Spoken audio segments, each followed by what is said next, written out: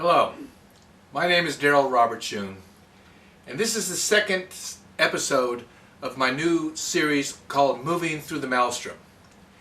And for those of you who didn't see the first program of this new playlist, of this new series, it was inspired by a question from a viewer, or a reader, I don't know which, Steve Erickson from Sweden.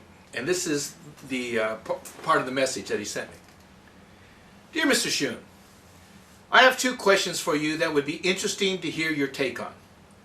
Perhaps you have the time to write me, or when you do another video, you can briefly address the questions. First, what will happen, in your opinion, to those that are in debt when the end game really ends? And if there is a second revolution and unrest all over the world, how do you prepare to protect yourself besides protecting assets and buying gold and silver? Parentheses, how do you prepare? Well, thank you, Steve, for the questions, because I'm going to address that issue in a very, very different way than perhaps most people expect. When I talked about gold and money, gold and silver, on my initial series, Dollars and Cents, what I did was I deconstructed money. Why? Because whenever you are talking about, in my point of view, about the economic collapse in its myriad variations and what could happen, you had to go back to basics. What was driving the collapse? Now, most people, when they talk about the collapse or the economic crisis, we're talking about derived issues. They were talking about the situation of debt, and that's critical, but it's still a derived issue. Why? Because debt in capitalist systems is derived from the nature of money itself. Credit and debt are the foundations of today's capital markets and capitalist systems. The word capitalism didn't even arise until the 1800s, and it was in reference to the British markets, and that's where capitalism came into being, the word. And so when I went through Dollars and Cents, always at the foundation of it was my explanation about money itself, because that was the root of the economic crisis. Well, with the questions that are being presented to me now, I'm going to deconstruct something else. Let's go back to the question. What will happen to those that are in debt when the end game really ends? And how do you protect yourself besides protecting assets and buying gold and silver? The common denominator to both those questions is you, or I. It's one of us. And just in the manner that I deconstructed money in Dollars and Cents, I'm going to deconstruct who we are, because it's germane and absolutely critical to my point of view in answering these questions. What I'm going to do here is to show how I'm going to deconstruct money in the way I did in my writings on Darrell Robert Shune, Back to the Maelstrom, Moving Through the Maelstrom, and in my videos, Dollars and Cents. Money is at the core of our current economic system. At the core of money traditionally it was a form of value, all right? And here we have the value on which money was based. These are silver bars, all right? This is a 999 fine silver 10-ounce bar. Engelhard is the refiner. These are two 999. They also are 10-ounce Troy bars, fine silver, refined by Johnson and Matthey. All right. Now, this is value. They're not in coin form, but it has value. You could take these anywhere around the world and get instant liquidity with these bars. All right. This is gold. All right. This is 1 ounce 999 pure 999 gold. This is a little. This is not a coin. These two are coins. All right. This is just a 999 half ounce of pure gold, and it's Credit Suisse. Okay, that's the bank or the refinery, the bank on this that put their name on it, and these are gold coins. All right, they're bullion coins. It's gold. So this has value, all right? This is real money. It has instant liquidity. You could take anywhere around the world, and this is what was done. Now, what happened to this? what happened to this was paper money came along, all right? And what they did with paper money, and I want to show you here, was first done in China, all right? This is it. This is a picture of an ancient Chinese piece of paper, money. It is a piece of paper with printing on it, all right? That's why it looks so tattered, because it's old, all right? In fact, the first idea, and this is a wonderful book for those of you who are interested in money, and you should be, because it does involve your lives and your livelihood. Ralph Foster's book, Fiat Paper Money, The History and Evolution of Our Currency, is a seminal work on this nature. We're friends, and we talk over the years, and the book is done brilliantly.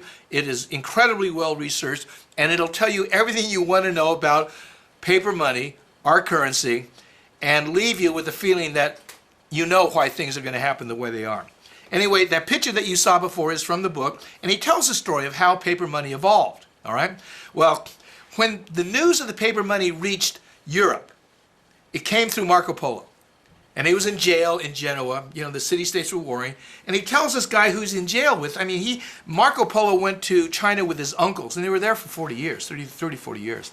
And he told them these wondrous things. He said they burned black rocks for heat. Guy couldn't believe it. Well, the black rocks were coal, all right?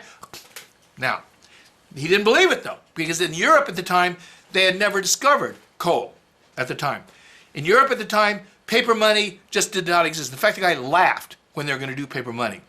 In fact, when Marco Polo and his brothers brought back a bunch of paper money from Kublai Khan, one of the Mongols, in sort of, as an offering to the Pope, they had all this paper money, and the Pope saw it, the Catholics saw it, they looked at it, it was a little piece of paper with Chinese scratching on it, and they came to the conclusion it was the work of the devil, and they burned it.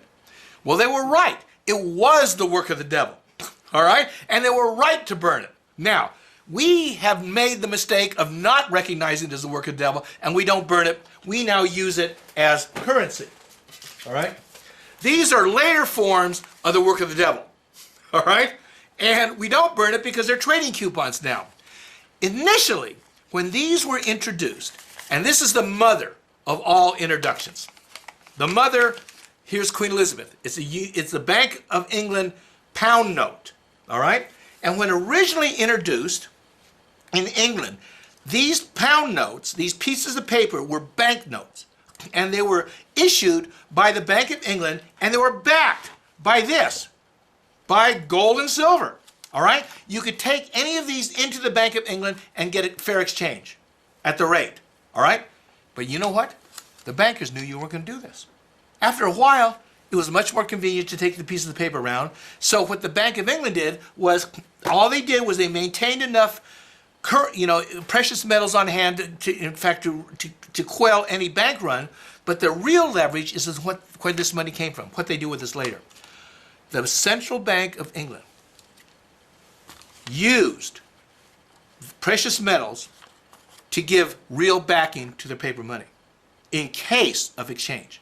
Only in case of exchange, which was rare, all right?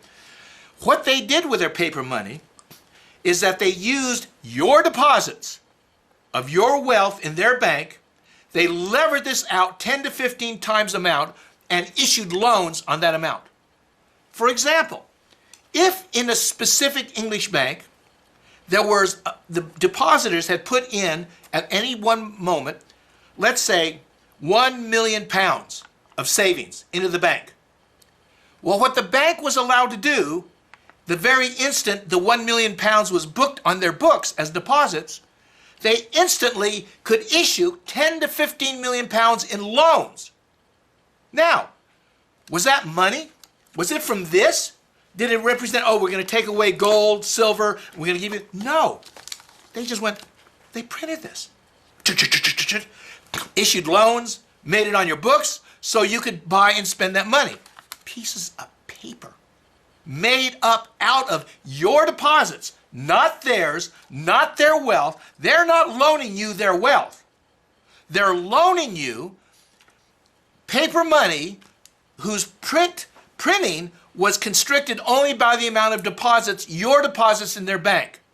They would take your money, which they would probably give you maybe 2 to 3% interest on, as savings on demand, and then the very next instant loan you that money back to buy a house, to buy a car, to do anything, to go to education at the interest rate of 10 to 15%, 20% now, all right, limited only by the amount of your deposits in their bank. This is a Ponzi scheme. Now, not only did England do it, they were the ones who did this between 1694, and they ruled the world with it. Because what they were able to do is they were able to take this money and go to war on credit. That's how the English Empire got built. That's what the British Navy was based on. And as long as the Navy knocked over country after country after country, looted those countries of their wealth, all right, the English manor houses, the people with their puffed wigs and talking like this, and upstairs down, Downton Abbey, that's where it came from, all right? Well, what happened is in the 1800s, the British Empire couldn't expand anymore. They had knocked over, the only huge countries that they hadn't knocked over yet was really China and Russia. And they couldn't do it. Those countries went communist because they knew what the Brits were up to.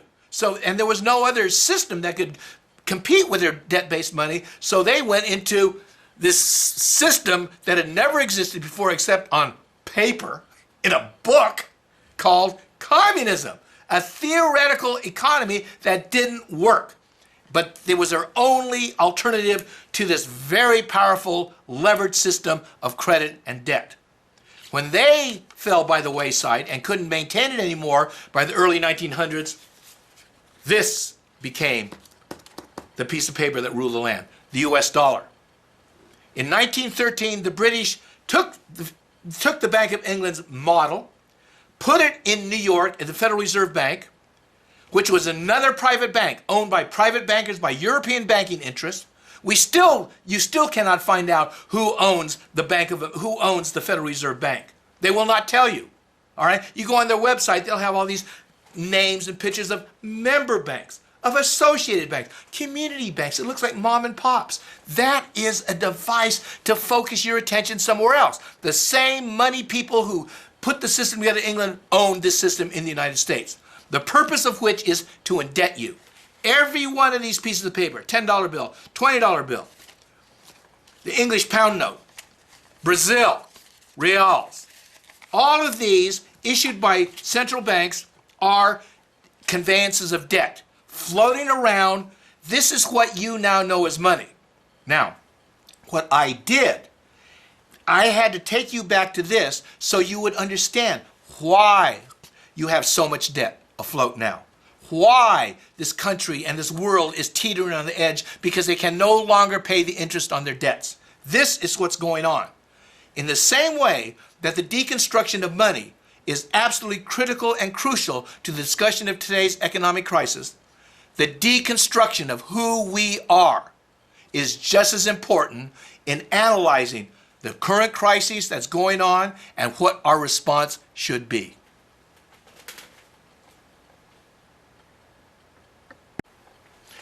Now that we deconstructed money, which was really at the essence of today's financial and economic crisis, in answer to really answer the question posed by Steve Erickson about how do we respond, on my advice, how do people all around the world, irrespective of the country you're in, my advice to them on how they can best respond to this economic collapse that's happening.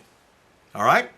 And just like my deconstruction of money was critical to your understanding of economic crisis, I'm now going to deconstruct who we are, because that's critical to how we necessarily respond to the crises confronting us. It's at the core of this issue. And money, it doesn't appear to be at the core of it, it just seems to be like the common denominator. But because it is the common denominator, it is so important. And because we are the common denominator of how we're going to respond to the crisis, it is just as important. Well, let's start. This was Mr. Erickson, Steve Erickson, over here in Sweden. This is me, all right, over here in the United States. And Mr. Erickson, Steve, went and he sent me a message asking a question of me, all right? And that question involves people all over this world.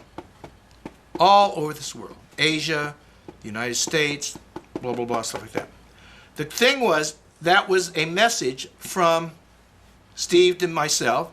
I sent him back a reply, and now we are communicating, and all these other dots, which represent you, are listening. All right? Now, let's deconstruct the dots, like in the same manner that I deconstructed money. Who are these dots?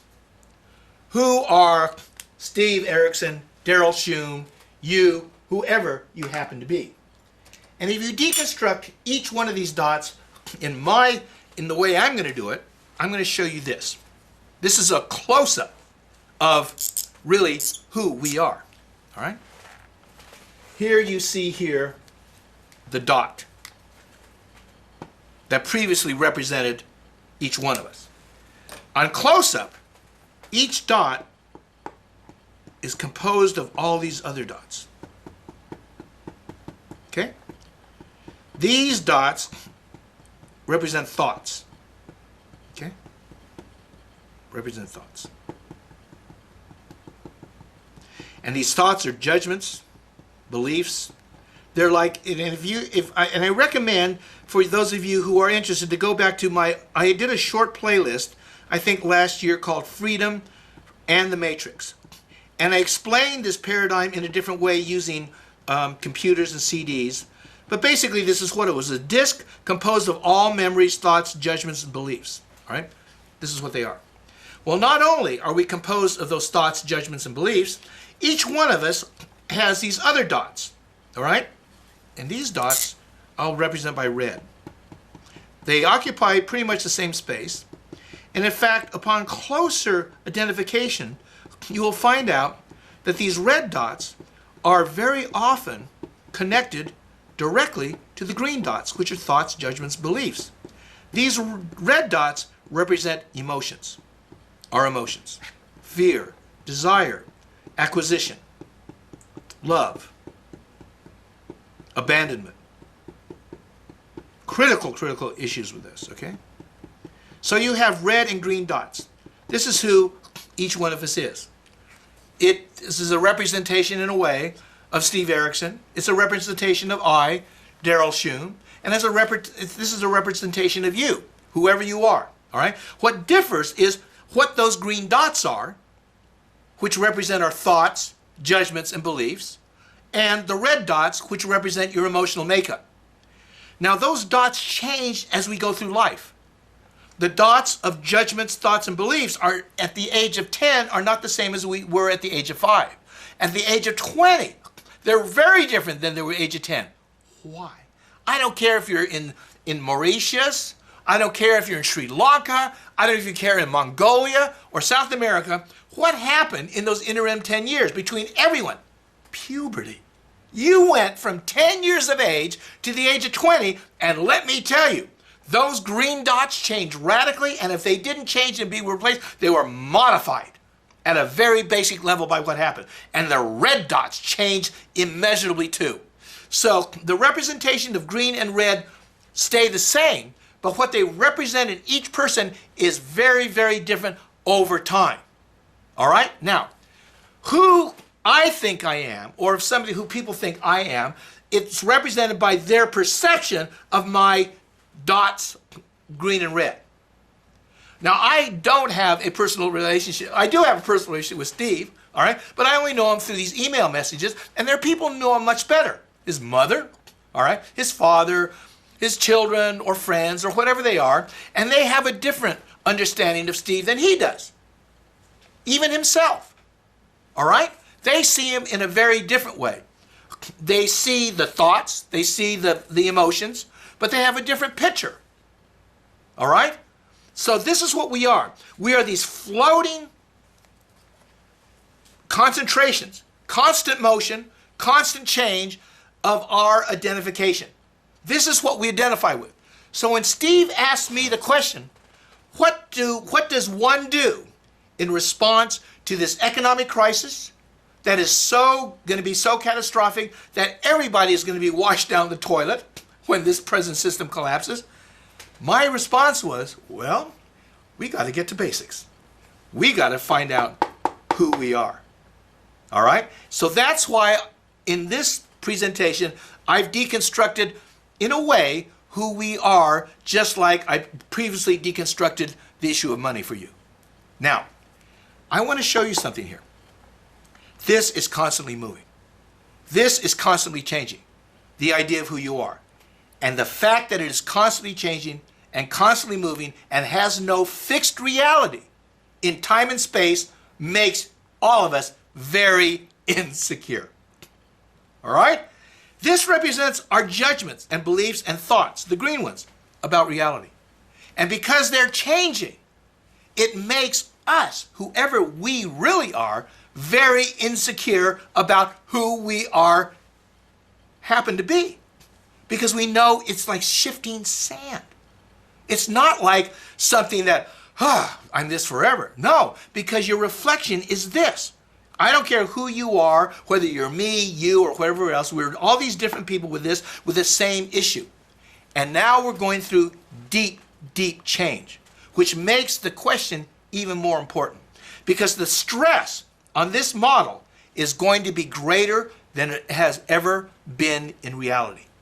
The stress on this conglomeration of dots, who we have our identity tied up in, is going to be very, very stressful. So when Steve Erickson asked me, what do we do when the bottom falls out of our present system of credit and debt? What do we do? How do we best survive this crisis? I have to go back to this, because this is just as much as the issue of money is germane to the crisis, to the economic crisis. This is germane to the crisis of how we respond. Now, in view of this, I want to point out something here that also gives context to this. This is a system of great power. All right? These dots of thoughts, these dots of emotions, is very powerful. Now, this, first of all, the conglomeration of dots is at a feeling of powerlessness. All right? Each one of these dots, all right? Each one of these dots, Steve, you, me, all over here like this, all right, feels separate, alone, cut off, discrete, and individual. And when you focus in on the reality of each one of us and see that how changeable it is, how mutable it is, it seems to reinforce it. All right? Well, let me tell you the extraordinary power in this reality. Because this really is a representation of reality. Not complete, but it is a representation. In the early 1900s, I think, something happened in America that gave an insight into the power inherent in this. And it had to do with money. The richest man in the world was a man named Andrew Carnegie. He put together U.S. Steel, Scotsman, all right? The Scots, the Jews, and the Chinese look for money, there they are, all right? Well, Andrew was a Scotsman, and he was the world's richest man, all right?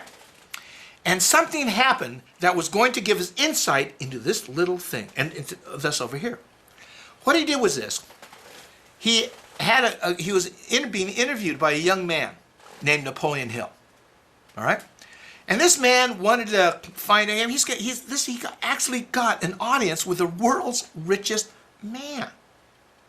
All right, I mean, now, maybe there was a richer man by the name of Nathan Rothschild or one of the Rothschilds, but that's secret. They weren't out there. Andrew Carnegie was out there, all right? So he gets an interview with him, and there's Napoleon Hill, a young man, and he's having this interview with the world's richest man, and out of the blue, the world's richest man says, now, Napoleon, he said, what would you do? Would you consider a proposal I have for you? All right, and here's Napoleon Hill. I think he was under 20 when this thing happened to him. And he said, well, what is it? And he said, well, wonder if I gave you access to my circle of friends, my closest circle of friends, some of the richest people on this, the richest people. This is, they were wealthy industrialists in America at the time. And he goes, yeah, this is wonderful.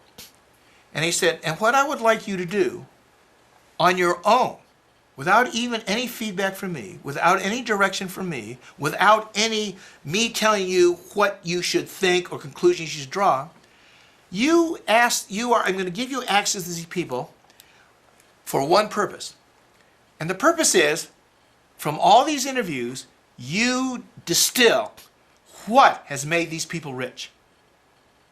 What was it that caused these people to rise above the mass of humanity, struggling, starving, fighting, and rise to the level of where at the time they lived in mansions, the great Gatsbys. This was America on a level that, it was, and it had nothing to do with ingrained. It was just by sheer industry or whatever, and opportunity.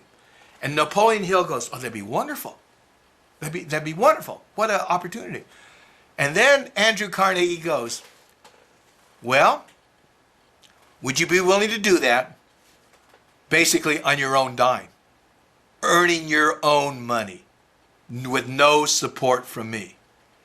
Napoleon Hill, the bottom dropped out. He thought, wow, what a great opportunity. This guy's going to give me access to his friends. I'm going to go around and do a study. I'm going to have the right, the privilege of drawing my own conclusions from my own studies and my interviews with these people. He assumed, naturally, that he'd be paid. Well, Andrew Carnegie was a Scotsman, all right? But that isn't why he didn't offer money. Andrew Carnegie's understanding of human nature was so deep that he knew that everybody would say, of course they would do that. I'd love to do that. But he said the right person would do it for no money, for the opportunity it presented. Napoleon Hill sat there in stunned silence while he digested Carnegie's offer, and then he said, out of his mouth came the words, I'll do it. Carnegie took his hand out from underneath the table, and he had a watch. And he showed Napoleon Hill that it was under 20 seconds. And he said, if you had answered yes, and it took you longer than 20 seconds, you weren't the right person. The right person was going to be somebody who intuitively, from the core of their being, said yes to this proposition. Well, what happened was this. Napoleon Hill went out and he asked these people, all of Andrew Carnegie's richest friends, the one question. How about them? Why do you think you made money? And after this is what his conclusion was basically. The common denominator to all these wealthy people was they thought about money a lot. They thought about how they were going to get it. They thought about what was going to take to get it. And they thought about this when they didn't have it. And when they had it, they thought about it even more and made more money. The common denominator was not wealth. According to Napoleon Hill's interview with these people, many of these people had made it from nothing to vast fortunes. Some had money to start with, but they increased their fortunes by the one-pointedness of focusing on money. They thought about it. So what Napoleon Hill realized was, and it's great that we have green dots here, that these wealthy people, the common denominator among these wealthy people was a concentration of these dots that thought about money. All right? They thought about this all the time. And so Napoleon Hill wrote a book called Think and Grow Rich. It became a bestseller in America. Sold all over this country. And people thought about it. And some of them became rich. All right? By the focusing on money. What Napoleon Hill didn't write about was these red dots. All right? And we're going to talk about these red dots today in relation to the book. These red dots are emotions. And what Napoleon Hill wasn't aware of was these red dots attached to the green dots, which drove the green dots. The red dot was desire. The desire for money. the desire of a red dot closely connected with a green dot led to, in Napoleon Hill's world, this.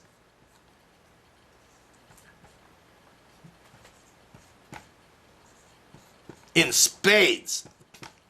Vast fortunes. So the connection of thought and desire led to a tangible result in the outer world. This was probably the first time in a real life setting that the idea of the power of thought became apparent. And it wasn't something discovered by some academician, who, if they did discover it, it would have been right. But the fact that it was discovered in a context that everybody knew about money and wanted it made it spread faster. Today, this concept is embedded in what you call, for example, in the Olympics. All around the world, every country around the world, they have coaches who are coaching the most physically talented athletes in their country. They're keeping them in shape. They're watching their diet, and they're coaching them about their thoughts. One of the things that's absolutely endemic, ubiquitous to every Olympic training program around the world is ingrained in them the desire for success. They see themselves on that table. They see themselves hearing the music.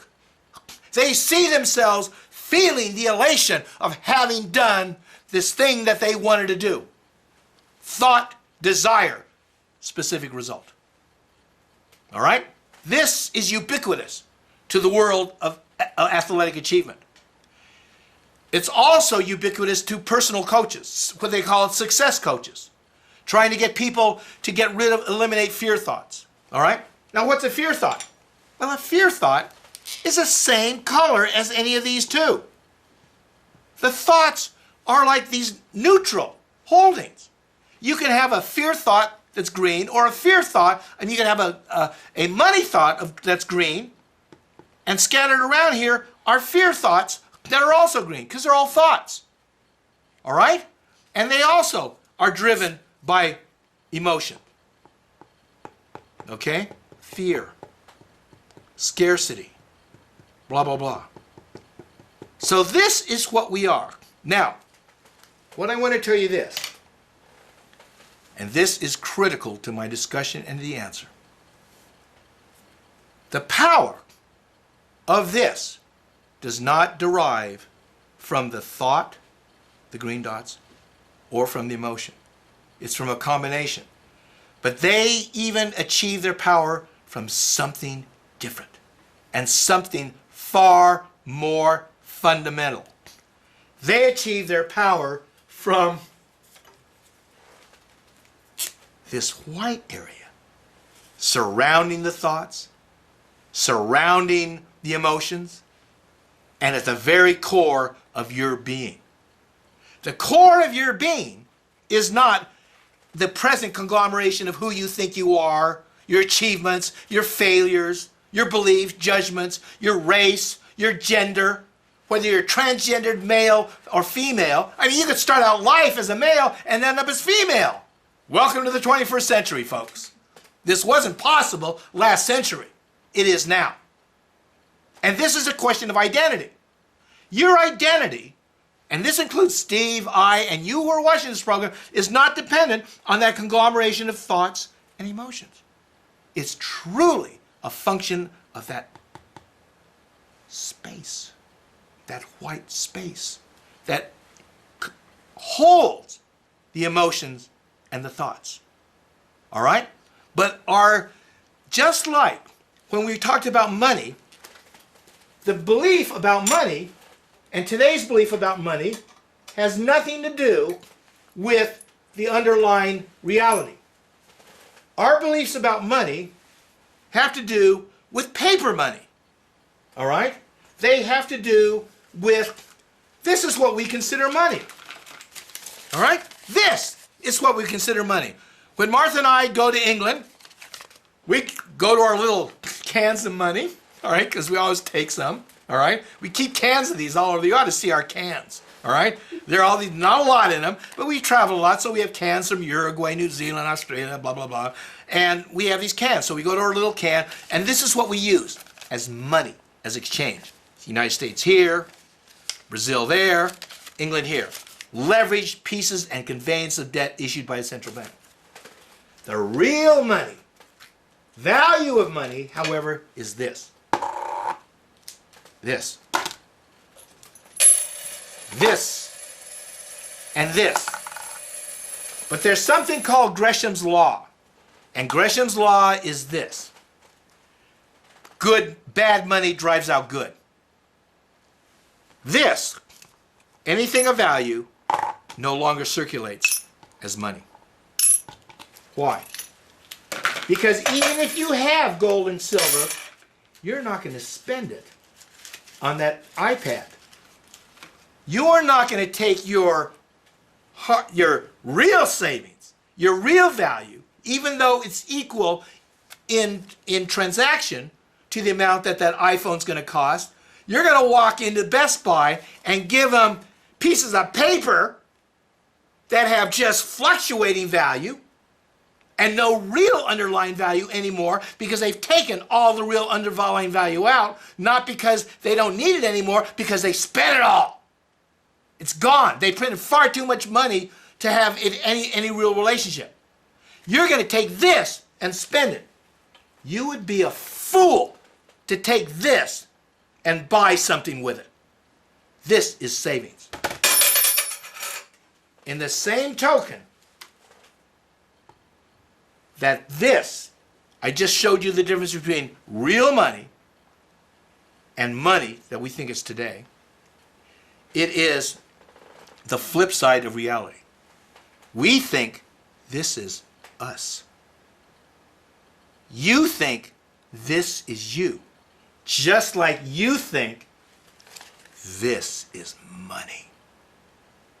There's no difference in that green thought that is mistaken this for money and in the green thought that is mistaken your self-perception as you.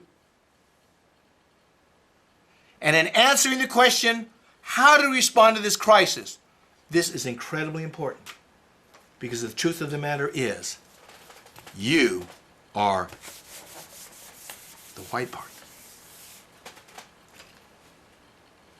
You are the context. You are what Don Juan, the Yaqui shaman, called man of power, the Nagual. We are, each one of us, what in China they called the non-changing. What metaphysicians have referred to as the one, the void, that which cannot be named. Nonetheless, we are not only that, we are also, at the same time, this. Our emotions and our thoughts in constant motion and change. So we are in truth both the changing and the non-changing at the same time. It is not a conundrum, it is a fact. It appears to be a conundrum when your thinking is limited by the perception that you are this. When you really understand who you are, it's not a conundrum at all. It's explained by this. Now, so we are both that. And in the next program, I'm going to talk about what is going to impact our thoughts and emotions and how my advice is to transit this extraordinary time. Because there's one, I want to talk about these dots. These dots are extremely powerful. And most of our dots are fear-based. We grew up in a reality that's constantly shifting, with an ephemeral sense of self that constantly appears to be a threat by disease, politics, your neighbor. The one thing we do share in common is the acknowledgement and understanding something deeply is wrong here. We all share that understanding. Where we differ on who's to blame, we all blame each other. Men blame women, women blame men, Muslims blame Christians, Christians blame Muslims, Muslims blame Jews, Jews blame Goyim. I mean, whatever your particular dot is, let me assure you, you ain't blaming yourself. We all know something's wrong, we all know someone's responsible, and we all believe it's someone else. I'm going to show you where each of us is responsible for our own context. And this is where we're going to go. Each one of us is really not only these dots that are constantly changing, we're also this tremendous sense of power that underlays it all. But our belief is limited by these green things. What is going to happen and why this crisis is so important? It's going to wipe this away and replace it. So your sense of self is going to be replaced by other feelings,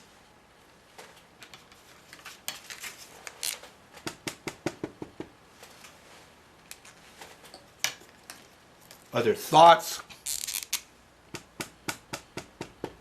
that are so different than your present reality. It's going to end and result in a new world.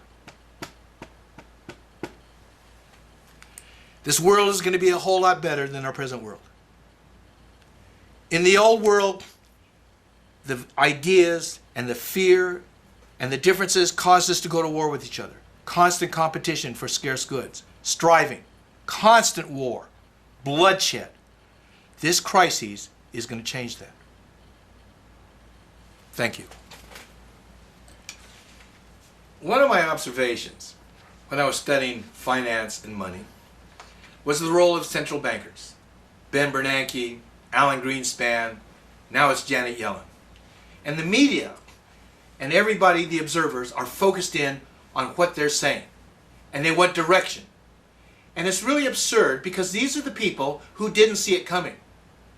There was a study done of the FOMC, that's the Open Market Committee, Federal Reserve Open Market Committee, that establishes central bank central rates, interest rates, et cetera, et cetera, et cetera. And they did a study of the period between 2001, the markets had collapsed in the year 2000 with the dot-com bust, all right? And they did a study of every meeting subsequent to that. And in 2001, it was deadly serious, these FOMC meetings, the Federal Reserve Open Market meetings, all right? And as time went on, they started laughing more. And the incidence of laughter reached a peak until they peaked in the summer of 2008, right before Wall Street gave away. They were joking. They felt so relaxed about the economy that on the edge of the greatest economic crises since the Great Depression, they thought they had it well in hand. And it wasn't. All right? It is absurd to look to those who did not see what was coming for direction from the future. And this is true not only in an economic sense, it's true in the crisis that's facing us today. So I want to end this program with a quote from people who were known and have been known in certain circles to talk about the crises that we're now in. This is a quote from the Hopey tribe in the state of Arizona. Very small group of people. Hopey means peace. All right? And as a part of their heritage, as a part of their culture, they had and they were aware of what was called, we are aware of what we call about them the Hopey prophecies. They prophesied the end times. I want to end this with what they said about these times and their advice. Aho, the Hopey elders speak. You have been telling the people that this is the 11th hour. Now you must go back and tell the people that this is the hour of hours. And there are things to be considered. Where are you living? What are you doing? What are your relationships? Are you in right relation? Where is your water? Know your garden. it is time to speak your truth.